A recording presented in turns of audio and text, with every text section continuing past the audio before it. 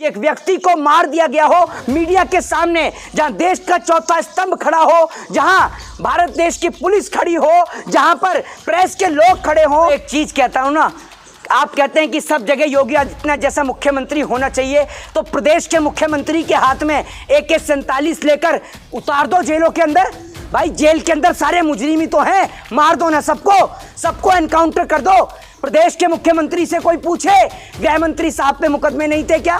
जिस तरह से जो अपराधी पकड़े गए हैं वो सिलेंडर कर रहे थे तो जय श्री राम का नारा लगा रहे थे। एक बात आप मुझे बताइए, मेरे राम ने किसको मारा तरीके से? मैं तो ये कहूंगा कि प्रदेश के मुख्यमंत्री पर धारा 302 और 307 के तहत मर्डर का हत्या का मुकदमा दर्ज होना चाहिए। भाजपा नेता कह रहे कि आसमानी फैसला है, जो किया है वो यहीं भुगतेगा। नहीं, एक बात आप मुझे बताइए, जो किया है वो यहीं भुगतेगा, तो बलात्कारी यहाँ क्यों नहीं भुगत रहे?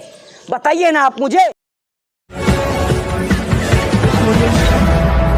देख रहे अतीक और उसके भाई अशरफ को जो है पुलिस प्रशासन और कैमरे के सामने जो लाइव में मार दिया जाता है। देश के मुख्यमंत्री योगी आदित्यनाथ उर्फ अजय सिंह बिष्ट की मैं आपको बता दूं, मुख्यमंत्री महोदय, आप इस देश की जनता की आवाज को बंद नहीं कर सकते हैं, क्योंकि ये अधिकार मेरे को प्रदेश के मुख्यमंत्री ने नहीं, ये अधिकार मुझे बाबा साहब भीमराव अंबेडकर ने दिया है। और हम लोग वो लोग हैं जो इस देश के अंदर सच्चाई की बात करते हैं, जो सही है उसको सही और गलत को गलत कहने का हम जज्बा रखते हैं। कल तक लॉ एंड ऑर्डर की दुहाई देने वाली योगी सरकार के राज में लॉ एंड ऑर्डर की धज्जियां उड़ जाती हैं। मैंने पहली बार अपने जीवन में ऐसा लाइव मर्डर पहली बार देखा कि एक व्यक्ति को मार दिया गया हो मीडिया के सामने, जहां देश का चौथा स्तंभ खड़ा हो, जहां भारत देश की पुलिस खड़ी हो, जहां पर प्रेस के लोग खड़े हों, जहां और तमाम लोग खड़े हों। आप ये सोचिए, मेडिकल की आड़ में एक व्यक्ति का पोस्टमार्टम हो गया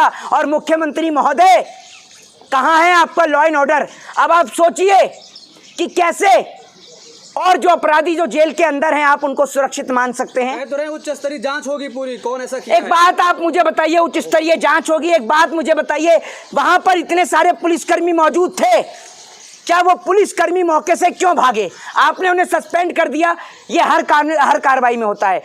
सब कुछ जो सारी जो गाज गिरती है ना, ये सारी गाज गिरती है छोटे ऑफिसरों के ऊपर, छोटे अधिकारियों के ऊपर। मैं आपको बता दूं, एक बात आप मुझे बताइए, वो पुलिस वालों को सस्पेंड कर दिया आपने, सर्वप्रथम सबसे पहले उनको सस्पेंड कर दिया, और वही पुलिस वाले अगर गोलियां चला देते तो आप उनके ऊपर सवाल जवाब करते, फिर भी उन्हें सस्पेंड करते। आज मैं ये कहना चाहता हूं कि आपने प्रदेश में शांति कायम नहीं करी है, आपने प्रदेश में और अशांति को बढ़ाया है। आपने 2 बदमाशों को मारकर और 3 बदमाशों को पैदा कर दिया है यहाँ पर उत्तर प्रदेश में। मैं आपको बता दूं, दिया गया है मोहित शर्मा गुंडों को। एक बात आप मुझे बताइए, आपको शर्म आनी चाहिए, आपको शर्म आनी चाहिए। आप पत्रकार कहलाने के लायक और योग्य नहीं है। अगर कोई पत्रकार अपने मुंह से इस प्रकार की बात कहता है कि मिट्टी में मिला देने वाली बात कर रहे हैं, खुद कह रहे हैं, हम थोड़ी कह रहे हैं भाई। नहीं, आप जो बात कर रहे हैं ये तरीका है, तो ताला लगा दीजिए कोर्ट के अंदर, ताला लगा दीजिए जुडिशरी पर, ताला लगा दीजिए देश की न्यायपालिका पर। इंसाफ के लिए गोलियां चलाइए, मार दीजिए, सड़कों पर लोगों को गोलियां मार दीजिए ना, कर दीजिए लोकतंत्र की दुहाई, कर दीजिए ना। आप एक बार कहिए खड़े होकर कि इस देश में लोकतंत्र नहीं बचा है, तानाशाही स्थापित है, जिस मर्जी को मरवा दिया जाएगा। करिए, आप यही चाहते तो करिए ना। क्यों इस देश में बलात्कारियों का नहीं होता एनकाउंटर? मैं पूछना चाहता हूँ। गलत कोई भी करे, मैं कहता हूँ कि गलत को गलती की सजा जरूर मिलनी चाहिए। अरे पटाखे फोड़े जा रहे, जश्न मनाया जा रहा है। भाई साहब, मैं आपको एक चीज बताता हूँ, पटाखे फोड़े जा रहे हैं, जश्न मनाया जा रहा है, और अगर यही लोग उस वक्त पर अगर समझ गए होते, प्रदेश के अंदर लगातार एनकाउंटर्स हो रहे हैं, ये कोई पहला नहीं है। इससे पहले विकास दुबे को आपने देखा होगा, फिर आपने अब देखा अतीक अहमद के बेटे को। एक बात आप मुझे बताइए, देश के अंदर न्यायपालिका किस लिए है? कोर्ट किस लिए है? सुप्रीम कोर्ट किस लिए है? अदालतें किस लिए हैं? ये बताइए। प्रेस मीडिया के सामने एक व्यक्ति को गोली मार दी जाती है। ये सोचिए, दंगाइयों के, अपराधियों के हौसले उत्तर प्रदेश में कितने बुलंद हैं। ये सोच कर देखिए कि जब देश का चौथा स्तंभ सामने खड़ा हो, पुलिस सामने खड़ी हो, पुलिस बगल में खड़ी हो और पुलिसकर्मी भी खड़े हों, सोचिए उनके बीच में आकर गोली मार दी जाती है, तो सोचिए क्या प्रदेश में मुख्यमंत्री की कोई डर और दहशत है? भाजपा नेता कह रहे कि ये आसमानी फैसला है, जो किया है वो यहीं भुगतेगा। नहीं, एक बात आप मुझे बताइए, जो किया है वो यहीं भुगतेगा, तो बलात्कारी यहाँ क्यों नहीं भुगत रहे? बताइए ना आप मुझे, क्या बलात्कार से बड़ा कोई अपराध है? बलात्कारी यहाँ क्यों नहीं भुगत रहे? मैं इस सवाल का जवाब जानना चाहता हूँ जनाब। इतना ही कहूँगा कि कहानी तो पहले ही तय थी, बस अंत बदलना था आपको।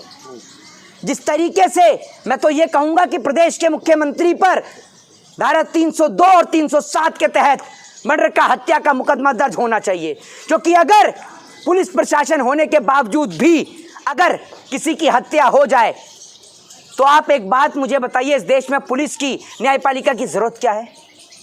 बताइए ना आप मुझे। आज पूरा देश के लोग असमंजस में हैं। ये स्थिति पहली बार देश के लोगों ने घटती हुई देखी है कि भाई लाइव में मार दिया गया। एक बात आप मुझे सोचिए कि इस देश के अंदर आने वाले वक्त में उत्तर प्रदेश में पंचायत का चुनाव है। हम भी जानते हैं कि कुछ चीज़ों से वोट बटोरना भाजपा अच्छी तरीके से जानती है, और अभी तो आप देखिएगा लोग बोल नहीं रहे हैं, इसलिए नहीं बोल रहे हैं क्योंकि बाबा जी जो हैं वो कार्रवाई करेंगे जो लोग बोलते हैं, ठीक है ना। हम इसीलिए कानून और संविधान की बात करते हैं। और मैं आपको बता दूं बाबा जी, मेरे घर पे बुलडोज़र चलाइए, चाहे मेरी छाती पर बुलडोज़र चलाइए, चाहे मेरे सीने पर गोली चलाइए, चाहे मेरे को फांसी पर लटका दीजिए, ये खून जो है ना, ये कलेजा जो है, ये भगत सिंह का कलेजा है। और ये भगत सिंह का कलेजा सही को सही और गलत को गलत बोलने का दम रखता है। ये ध्यान रखिएगा।